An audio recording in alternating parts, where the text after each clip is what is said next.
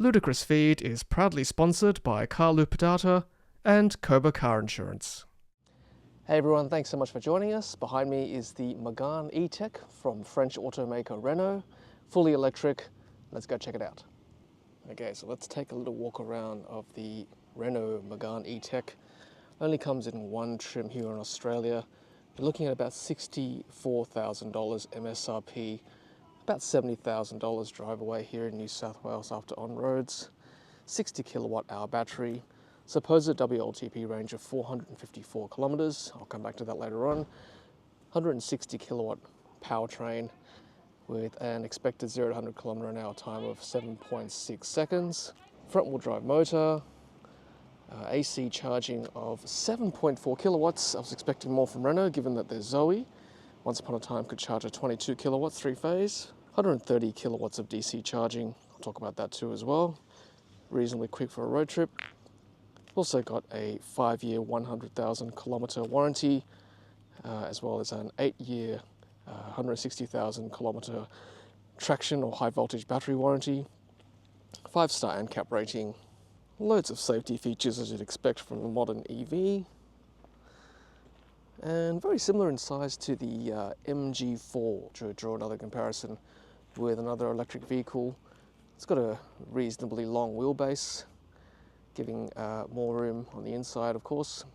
The battery is on the floor of the vehicle, like most EVs as well. It's 8 centimeters shorter than the MG4, to give you a comparison between a similar sized EV here in Australia. And there it is, the Renault Megane E-Tech, fully electric vehicle, adaptive headlights as well at the front.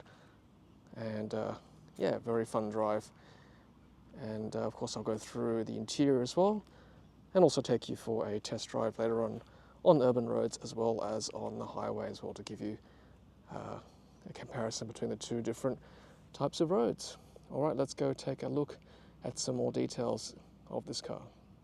Okay, so starting from the front, I do quite like the design of the vehicle. Headlights are adaptive, as I said. As you can see in the front here, nice big Renault badge. Some people like the fact that it's a well-known brand. People pay more money for that, of course, and that's okay. You know, when you buy a vehicle, you want something that's well-known, and of course Renault has been in the game for a very long time. No grille, of course, it's an EV, but air intake down the bottom here, as you can see. Loads of ultrasonic sensors, added safety, of course. Some more air intake here for aerodynamics. 0.29 drag coefficient. Huge tyres for a car this size, 20-inch wheels. And they're running on Goodyear tyres for this car anyway. Yeah, so 20-inch tyres, quite big. Same for the front and back as well.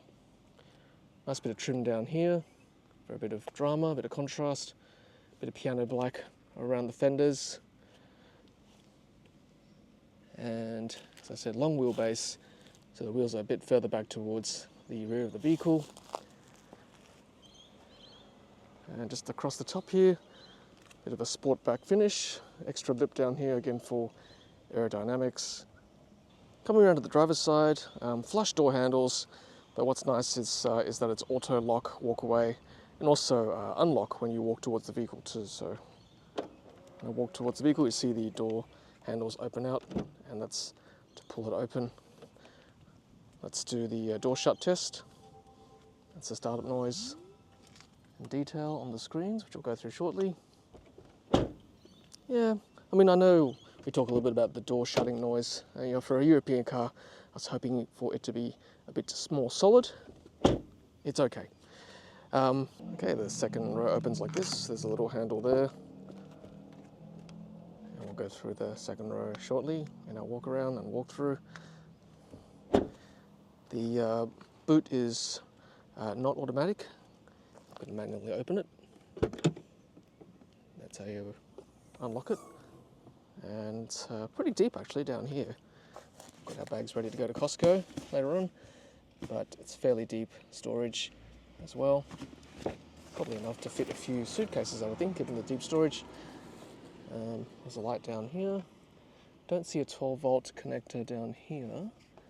Have another look for you, but not that I can see. There is a deeper compartment down here too. Let's see what's down here. Oh yes, so some charging cables. So this press car came with a 10 amp charger, just the usual charging box. Oh, this one's from EVSE, our good friends at EVSE, supplying for Renault, and also comes with a Type 2 EV cable as well for those chargers that don't have a tethered cable. Some public chargers don't have that, so it's a handy inclusion. What else is in this bin here? So that's, yeah, that's just part of the body there. So extra bit of storage down here, which can be handy. And then a bit of a parcel shelf here. Very small window here. There's no automatic lift gate, so you've got to pull down old school. And some more badging there. The Megane, the little E there, shows it's electric. Same with this badging here, E-Tech electric. And there is a rear wiper as well for this very small window. The window is small because there is a digital mirror, which I'll talk about when I'm showing the front row. And you can probably just see the camera there. That's what the digital rear view mirror uses. Just underneath that lip there on the back of the car. So these days with EVs, because of the heavy battery, a lot of the automakers tend to make their panels a bit more light, possibly a mix of alloy and plastic, just to keep the weight down. You can feel it sort of walking around the car. It's not unique to Renault. A lot of the other manufacturers do it as well. I mean, the door panels are, quite solid, of course, protect the passengers. But then you come around to the front of the vehicle, like for example the front here, that does feel quite light and possibly arguably flimsy as well. And that's okay because, like I said, it's part of the weight reductions of the vehicle to keep the weight down, given EVs have a very heavy traction battery on the floor of the car. Let's have a look at the charge port now. So once the door is locked, which adjusted as you saw, I can't unlock the charge port anymore. So to do that, I have to get my key and unlock it. So that's what the key fob looks like, by the way. Oh. So as soon as I bring the fob closer to the car, it does unlock automatically. But you've got, it's a very interesting design, just basically a flat device like this with the Renault badging on the back. Lock, unlock, light, and then boot, open. So now that the car is unlocked, let's have a look at the charge port. So push to open, again a flimsy flap, a key to the different lights that pop up here. I like the fact that the DC component is covered. That's okay, because you often use the AC or the Type 2 part anyway. So I like the fact that it's uncovered, because that's the port you're going to use most often charging at home. Light status bar. Schedule off means that you want to charge it straight away if you have a schedule set up, and then to unlock the charge port, press that, and then to push it to close again. So that's the charge port. Just a quick discussion about the wing mirrors, which are actual mirrors, not digital, which is okay with me as well. I still don't quite get used to vehicles that have digital side mirrors. They are a little bit bulbous. They provide a very large field of view, and there's blind spot monitoring as well. Okay, let's have a look at the bonnet. Pull that. Swing around to the front. Let's open up. I'll need two hands for this. There's a little latch down here which I need to flick to open it. Here it is on this side. Oh, did it in one hand. Great. Okay, so inside here there's no storage, just all the components of the vehicle. And hopefully in an EV, all you need to do yourself is to top up the washer fluid right there. Okay, just shut it. There it is. Okay, so let's do a walk through the vehicle. So like I said, this car is very similar in size to the MG4, 8 centimeters shorter in length, very long wheelbase for a car this size, wheels towards the back of the car to give the interior more space, theoretically. So let's do that interior walkthrough right now. So on the armrest, you've got the usual controls for the side mirrors, and then the windows, which you can lock as well for child safety. Bit of storage down here with some soft coverings as well.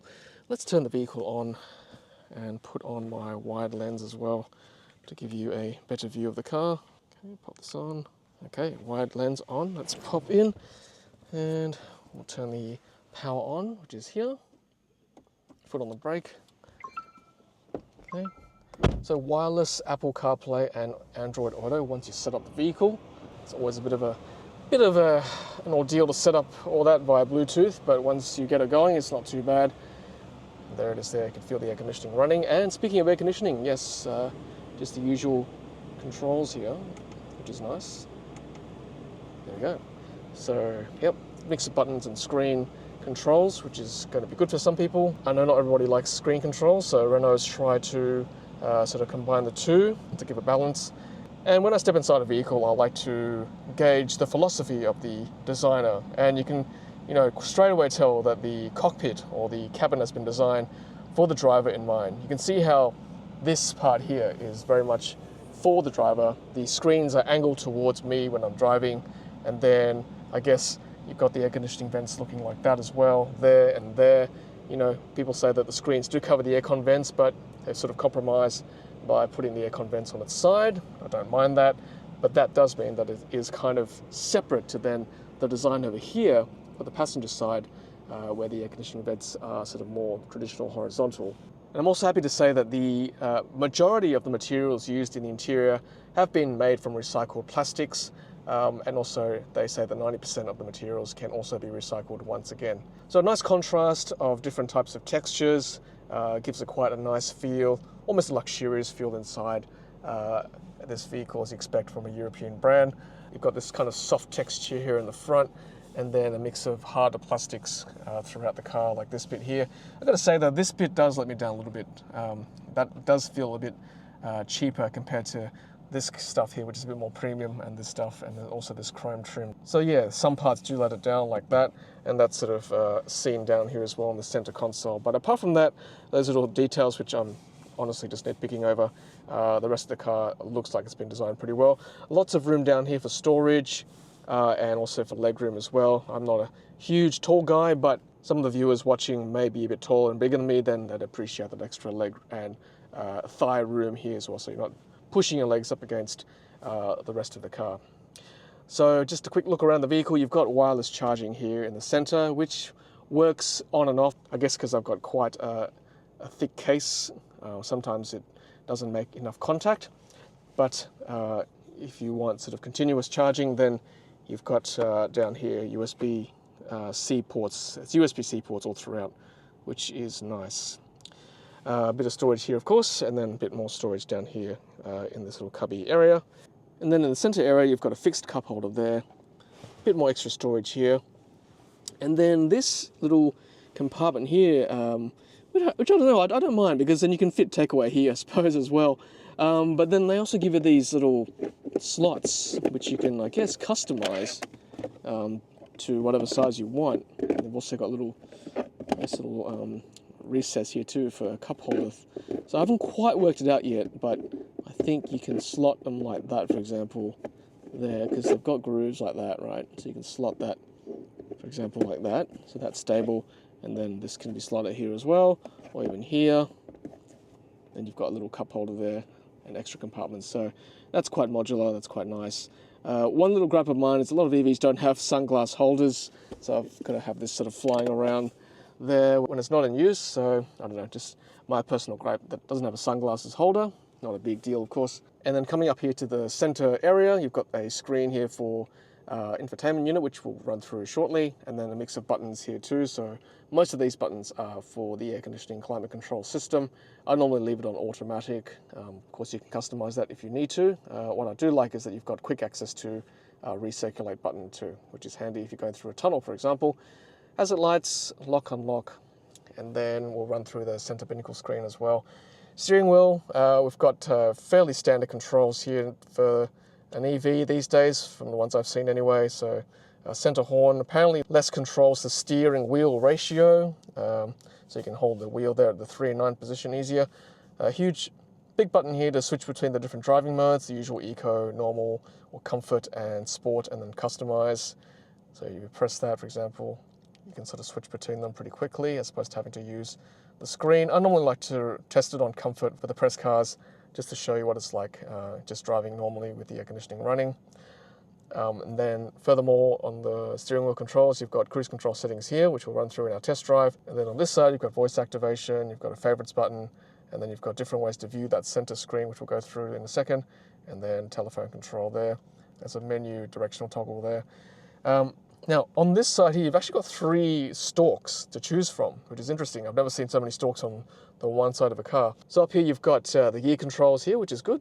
I don't mind having this up here as a bit of a space saver for down here. Some cars have it here, but having a stalk to do that up here is okay with me. It's good that there's only 4 controls here, so park, reverse, neutral, drive, that's all you need for an EV these days. And then moving down to the next stalk, you've got the wiper controls here. So this is automatic rain sensing wipers, which is good. Something for the rear wiper as well. And finally, the last stalk is this one here. Now this one, I'll just go through here, there we go.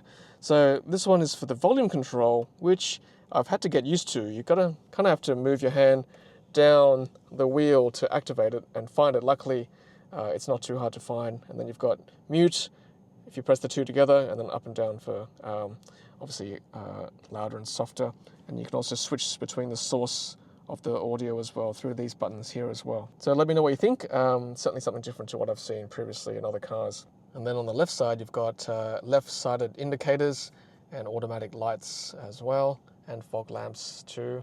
And then you've got these little paddles too. So this is very similar to the EGMP platform cars, where you've got paddles on both sides of the vehicles, and they control how strong you want your regenerative braking. So this arrow indicates less regen braking, and this side is for more regen braking.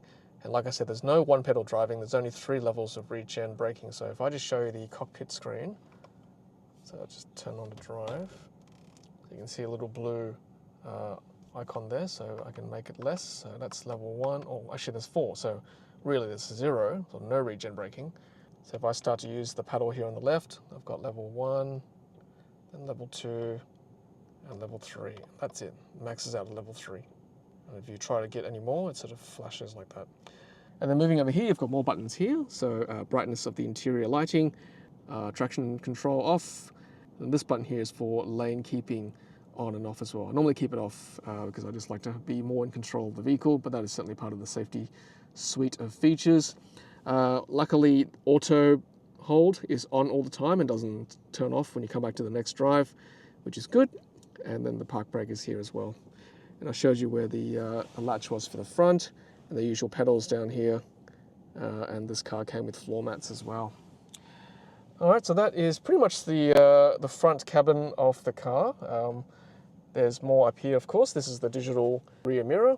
I showed you where the camera was before, but you can adjust which part of the vision you want to see. So doing that, you can press menu, and then there are options here as well. So brightness, up and down, or neutral,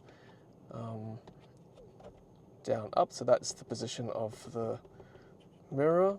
I like to see a bit more of the road personally than higher up. And then you can also adjust left and right, like that. And same with the rotation. Okay. So for some reason I had it on +2. Let's have it on neutral. And indication, let's see what that is. Indication on and off. I haven't noticed too much difference there for that function. And then language, switch backlight as well. Let's have a look at switch backlight. Switch backlight on, yes. So at nighttime, during periods when it's dark, it gives you more backlighting, which is handy. And then if you don't want to use the digital mirror, you can actually flick this back to normal vision. So hello there, you can go back to a normal mirror. I like the fact that you get that option as opposed to having to rely on technology if you don't want that. But that's easy enough, as you can see, to switch back to a digital rear view mirror. So moving on from the mirror, up here you've got control for the light, and then these are fairly standard. You've got ticket holder there, and then a little mirror, hello, and light there too. This can be extended out to here, but can't be pulled back like that, so just for completeness sake. And then down here, glove box, fairly standard, fairly deep. A little cheat sheet for me for all the specs. Thanks, Renault. There you go. And the usual logbooks and manuals and things through there. And then on the passenger side, a bit of stitching there on the door handle. That's a bit softer material there, so that's quite nice. I think these are all leather style, or sort of vegan leather rather than pure leather. And then a bit more storage down here too. And just a quick note about the audio system. It's okay. It's not terrible. It's not great. It's acceptable. For the usual things you'd want to do in the car, to listen to Spotify or another streaming service or a podcast or audiobooks. Okay, a quick comment about the seats. So these are adjustable headrests like that. And again, nice contrast of leather style materials and softer fabric. fairly comfortable. Not sports style seats, so not bucket seats, but pretty comfortable for you and the passenger. And this center armrest can slide very slightly forward and back. As I said, the Megane tech only comes in one trim, and it looks like there is no moonroof or sunroof up the top here.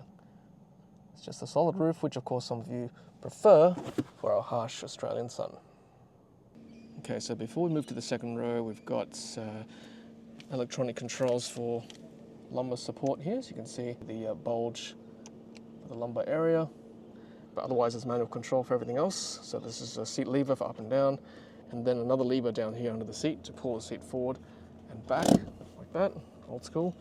And then another smaller lever here to adjust the seat back. Okay, so in the second row, you've got powered window controls, another extra bit of storage down here, enough to fit a drink. Flat floor, as I said earlier, which is handy. More space for your passengers. It's definitely flat down here as I move all my stuff. There we go. Bit of storage down here, sleeve, and that's the view from second row. There we go. And again, no glass roof, so yeah, that's what it looks like here.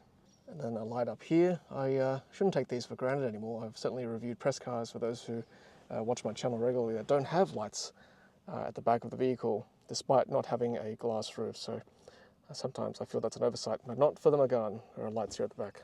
Then down here below the front passenger seat, you've got the child seat anchor point there. And there are also, I guess, European style anchor points here as well on the seat itself. Middle seat looks pretty wide, but there's no pull down armrest for the center seat. And that is the view to the back of the car. That's where that parcel shelf is I showed you earlier. And again, some more of this sort of cheaper, harder plastic, which, I don't know, like I said before, detracts from the rest of the vehicle, which is quite nice at the front. This feels definitely not something you'd expect for a car of this price. So that's just my little feedback to Renault there. This particularly too feels a bit cheaper than the rest. But it is what it is. Got air conditioning vents here too at the back, and then USB-C ports ×2 for your rear passengers. And of course, given that the battery is on the floor of the vehicle, there's not too much foot room below the driver's seat. And that's kind of a challenge for many EV automakers. Even though the floor is flat, the footwells are not as deep because of the battery. And how much legroom do I have? I am 175 centimeters, 5'9", and the seat is at where I would have it for my height driving at the front. And I've got maybe one and a bit fist lengths to the back of this seat here, and one fist to the top of the car, between my head and the ceiling. Okay, so I'll try to run through the infotainment screen, and as soon as you enter the car, if you've paired your mobile device to the car, then it'll ask you whether you want to connect to Apple CarPlay. I tick this every time, and yet it asks me every time as well, so I don't know. I've got to click yes every time. So this is the home screen, so, sorry, that's Apple CarPlay. So to easily go back to the home screen, you just go there, and there's no inbuilt navigation, so that's why something like Apple CarPlay is quite important for navigation. No EV trip planning, of course, with no navigation or maps. So driving eco is interesting. So it actually gives you a nice summary of your trip, your recent trip. So this has been reset already, but I can tell you from what I saved of my picture earlier, just driving around town on comfort setting, I managed to get an efficiency of 16.2 kilowatt hours per 100 kilometers with a distance of 257 kilometers, with 4.1 kilowatt hours per 100 kilometers being used by climate and other things from the car. How does that compare to the advertised efficiency of this car? So this brochure is telling me it's capable of 15.6 kilowatt hours per 100 kilometers. So not too bad, not too far off with my style of driving on urban roads, mainly here in Sydney. So again, this, I quite like the fact that Renault has actually designed this vehicle and the infotainment screen and the software geared very much towards driving efficiently. Gives you a lot of stats on the electric consumption of this vehicle to help you get the most out of the car. Of course, I've been sitting in this car talking to you guys with the air conditioning on, not going anywhere, hence why my efficiency is terrible. But you get the idea if you would actually drive properly, and we'll do that, of course, later on in this video. Also get history of your scores. So I've been getting a score between sort of 69 to 80 out of 100. I feel like I'm being graded all the time driving this vehicle. So if I drive with level 2 regen, I get sort of 69 to 70, and then if I drive with level 3 regen, there's no one pedal, by the way, then it's more like 80. So I don't drive like a slowpoke, but I don't drive erratically either. So I think I'm pretty happy with that score of 80 out of 100 just driving around town. It'd be interesting to see what you guys get if you own a Renault and you're watching this video. And furthermore, they also coach you on how to drive more efficiently. So obviously 55 out of 100 is terrible because I'm sitting here talking to you guys. But if you want to drive even more efficiently, use the eco mode. So I've been on comfort mode again, so I'm sure it'll go up even more if I go to eco. And then check the pressure of the tyres every 3 months, preferably keeping them at the eco or motorway levels. Remove the gallery and the roof box if you don't use them. They increase the consumption by 10%. So there you go. Sometimes I get asked how much does having a roof rack and stuff on the roof, how much does that worsen your efficiency? So Renault's telling me it makes it worse by 10%. And do not leave unnecessary objects in the vehicle. So weight reduction, extra weight increases energy use. That makes sense to me. To optimize range, use the thermal comfort programming during charging. Okay, thank you. And let's see if there's any more tips for acceleration. Yep, moderate your speed. The faster you drive, the more electricity you use. That's very true. Keep your speed as steady as possible, staying in the area close to 0% in the power meter. We'll go through the drive screen later on. Accelerate less. You will not lose much time and you will save a lot of energy. Says you. No, that's true. I find on Sydney roads, there's no point weaving through traffic because, yeah, you don't get that far, to be honest. So that's not a bad tip. Anticipation. Anticipate the movements of the cars around you in order to minimize braking. So by the way, these are my ratings you're watching here. So I'm getting 1.5 star for this. Oh, I don't know about that. If you must slow down unless there is danger, release the accelerator before braking. Yeah, I know Renault doesn't like my anticipation skills, so yeah, I'll have to do better at that. So thanks, Renault, for those tips. So let's have a look what else we've got here. So yep, Android Auto, Apple CarPlay, etc. Devices Manager, settings. So yep, the usual sound, units, network, internet. So it is connected, and I think there is over-the-air software updates as well from what I've read of Renault. Correct me if I'm wrong. Bluetooth, location, apps, notification, date, time, storage, and system. That's the phone projection button. Let's go back here. And then this is audio, again, different sources, and back to home. So let's go back here, air quality. So that's interesting. So you can purify the air like that real quick. Okay, that's radio, that's date, time. Yep, we can change format, where we are, etc. And if we go back to the home screen here, so let's have a look at the electric settings. That's what's interesting. So consumption, I'll show you that when we're driving. That's where, you know, if you're using regenerative braking, then you can see the graphic showing energy going from the wheels to the motor back to the battery. Otherwise now we're just sitting in the car talking, so that's why air conditioning is running only. Charging climate, you can customize what you want to do right now. What do you want to charge, or do you want to delay your charge, or do you want to set a program? So if we click that, press add, then you can customize when you want charging to occur for the car. Let's go to battery now, so you can set how much you want to charge the car. So this tells me that this is not an LFP battery, this is a most likely NMC battery chemistry, so they recommend that you only charge to say 90% every day, or even less, 80%. So there you go, 80% for daily use, and then the rest only if you go for a long road trip. I'm sure this will tell me that as well. So we advise 80% for daily trips. The last percentage takes longer to charge. Energy recovery will be optimal from the start of your journey. This will contribute to the longevity of your battery. Thank you very much. All good tips. So let's set up 80% for this car for daily use. Pedestrian warning sounds. So if I remember, I will play these for you when we go for a drive, but they certainly are very distinct. But between the three, I would say Pure is probably the best balance. I think there is merit in having a low pedestrian warning sound, particularly with EVs. You know, they're so quiet. I certainly don't want to pose a threat to, you know, people walking around, especially with young children and animals. It's just not worth it. Driving assistance, so you can turn on and off these things. So luckily, I haven't found the ADAS too intrusive for this vehicle, unlike other vehicles I've driven.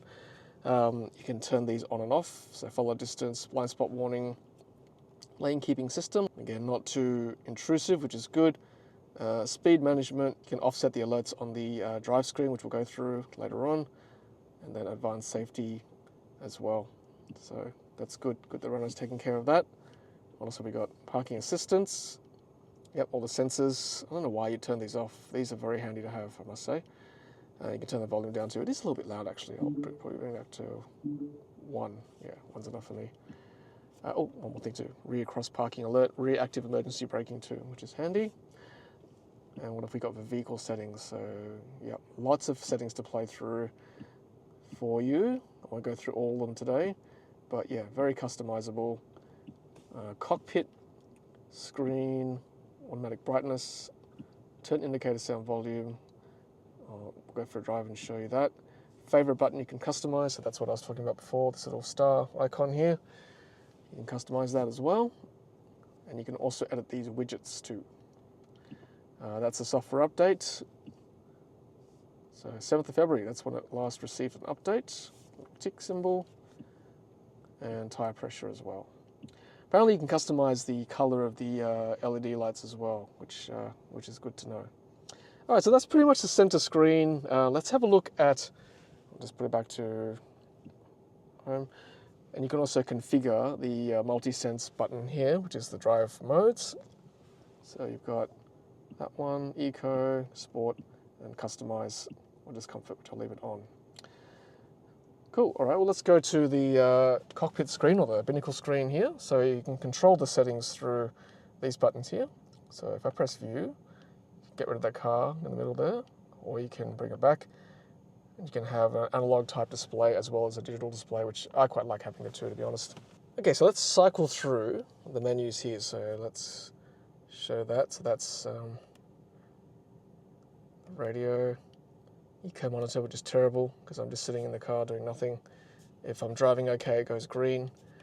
I've seen that, luckily. Tire pressure monitor, distance, odometer, and consumption, back to consumption there. So that's the different menus there. So yeah, not too much to talk about.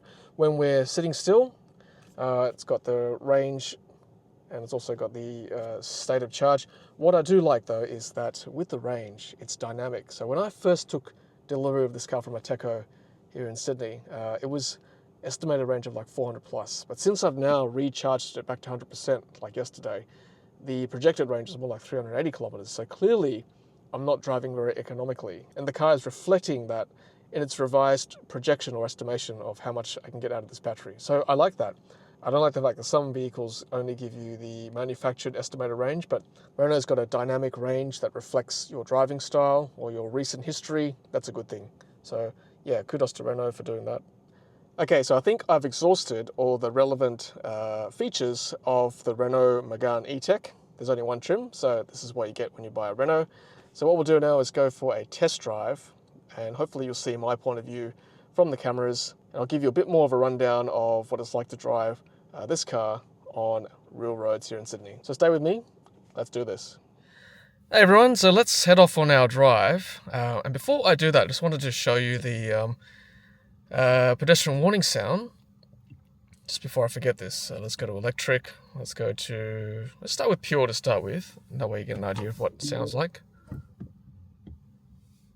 That's the camera, by the way, that reverse camera, which is not very high res, as you can see. And there's not a 360 camera either, unfortunately. So that is what you get. And they are the tones, which you can also adjust as well for the ultrasonic sensors. All right, so let's head off. And we'll drive off. You can also adjust the sound of the indicators too. Okay. So that is pure. It's neutral. And this is expressive.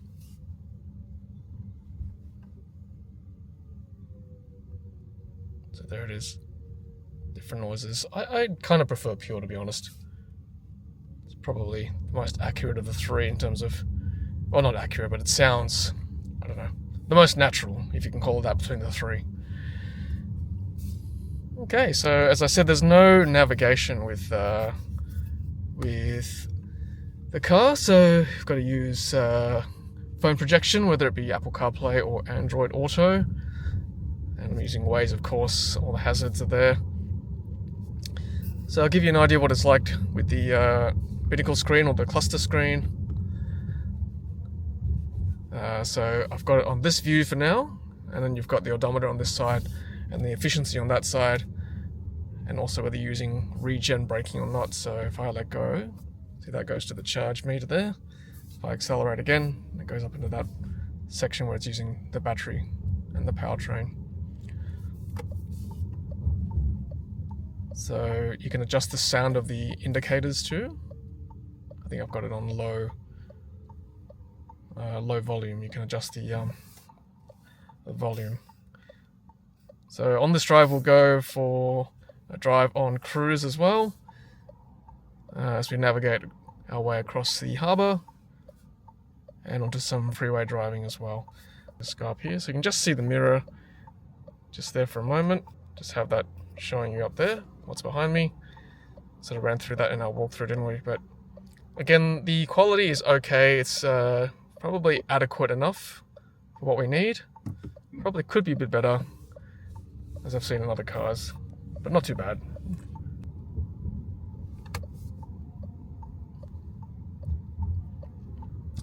And what I like too is that you can see what the braking distance or braking time is between you and the car ahead, and they give a little status as well. So yellow is reasonable braking time, so 1.5 seconds. If I stay a bit further behind, greater than 1.7 seconds, it goes green, which means you're doing the right thing. And then if you go too close, like I'm about to demonstrate very shortly, then it goes red like that. So obviously you want to stay in that yellow to green zone. Alright, just driving through North Sydney, bit of road work. A lot of road work around North Sydney and around the Bradfield Highway. But we'll make our way, all good.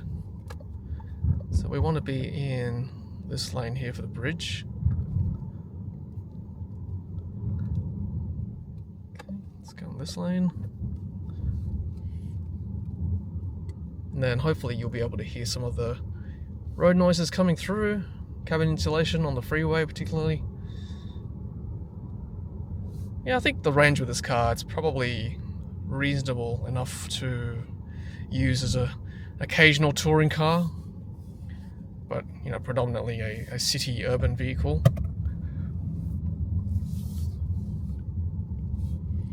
Okay, onto the freeway now.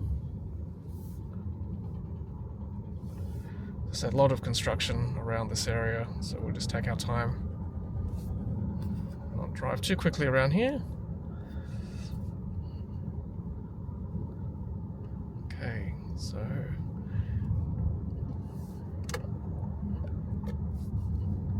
stay in the right lane, should be okay.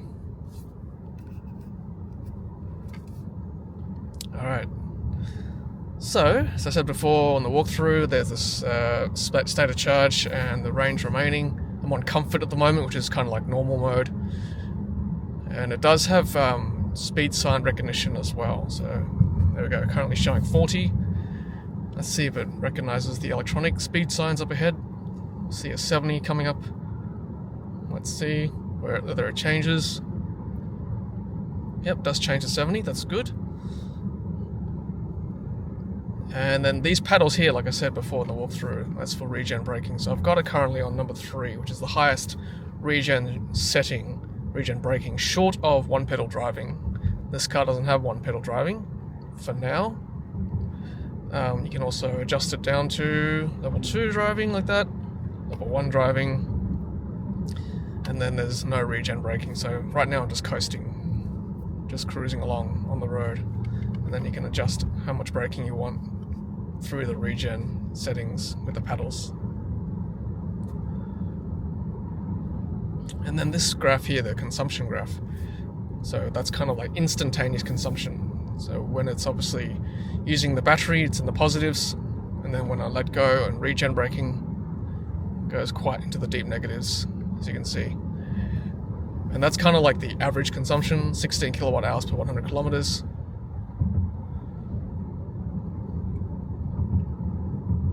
You can see the graph going up and down accordingly to how much it's using. And same with the speedo graph here too. So the current speed limit, it's got a little I guess icon, a little stop there to show you where it's at. And then if you go past it like this, show you if I go past it.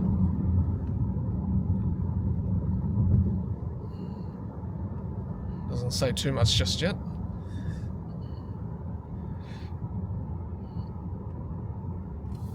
Okay. Now I want to be in the left lane. Get onto the ANZAC Bridge.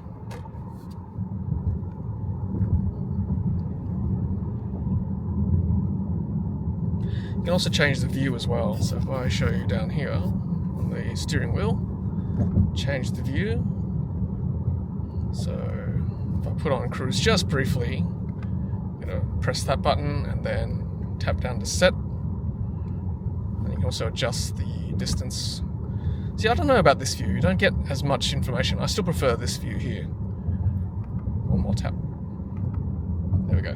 Oh, that wasn't very responsive. Let's try again. There. So I prefer this view. You get more information with how close you are following the car ahead. So I'm on like level 1, which is like very close. And you can adjust the max speed of the cruise control by 1 km/h increments. If you hold onto it, you can go up by 10s, up or down. 60 is the speed limit. Automatic high beams.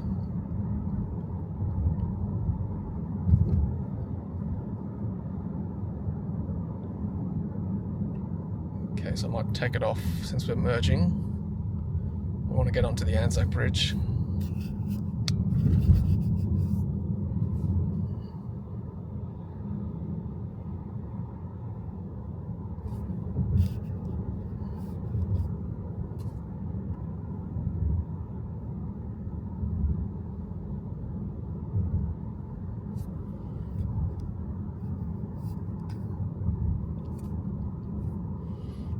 Let's try again with the cruise. So once you tap cruise on once during the drive, just pan down here, you only have to do this once during a drive, and then after that, cruise remains on unless you turn it off.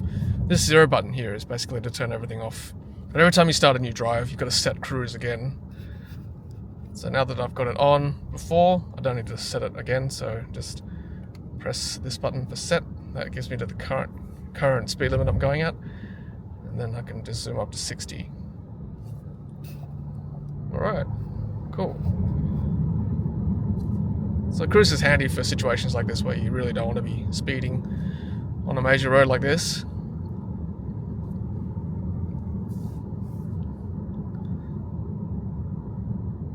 And I've found so far having cruise on, it sticks to the max speed pretty well, even when you're going up and down hills.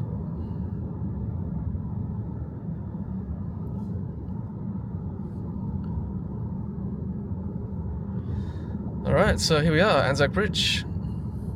What a nice view.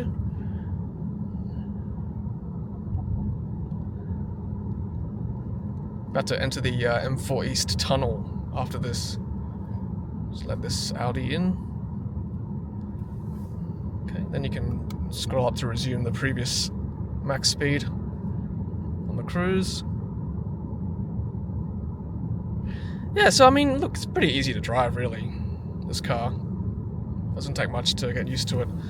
You always switch, as I said during the walkthrough, between the different drive modes. So comfort, eco, sport, personal, which is your configuration, which you can do yourself. Otherwise I'll just go back to comfort for now.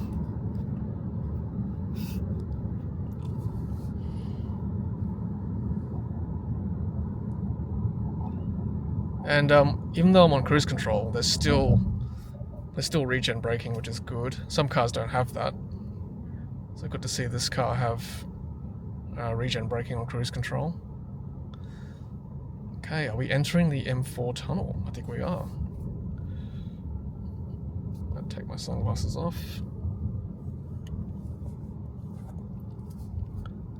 Close windows to turn on recirculated air. So this is handy having a button here to recirculate easily. We're going to a tunnel. Okay, it's still 60 for now. Let's go in the left lane.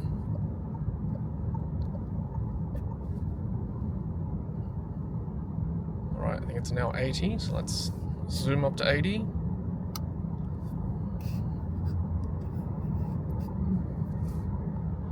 Now, there's no auto steer, unfortunately. There is lane keeping, which is slightly different.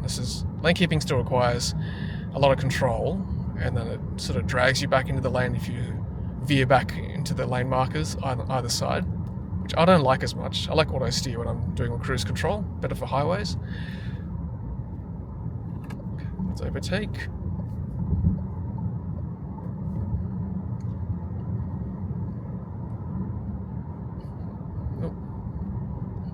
Stick to 80. Okay, let's go back in this lane. Okay. Set cruise control now. Overshot, didn't I? There we go, 80. Alright, so here we are. This is a very long tunnel. I think if I kept this vision running, we'd be going for like 15-20 minutes. Let's indicate again, out. So let's just try to find a stable section where I can go at 80, and then we'll cut to the chase a bit once you get an idea of what it's like to drive on the freeway. What do you guys think of the sound insulation? It's not too bad, right? I mean, you know, for a car this size, you can't expect too much insulation. Some of the road noise is coming through. Just show the... Oh, you can see the mirror. Okay, so that's the rearview mirror. You can just hear the announcements outside. Let's have a listen.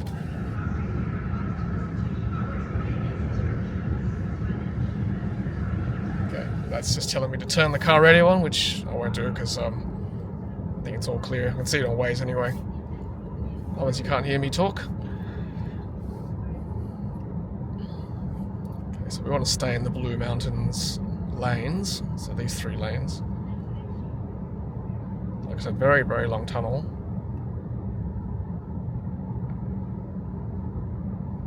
This car's going reasonably... No, it's slowing down for some reason, so I might try to overtake it. Once the ute behind me catches up. Nope, this truck now wants to get out. Okay, so I have to now escape its path. See, if everybody was on cruise going to 80, there'd be no problem. But I guess everybody's odometer is, or speedometer is set or calibrated differently. Dare I be the fast car? Not too fast. Speed cameras everywhere in Sydney. Can probably roll up a bit anyway, past this van.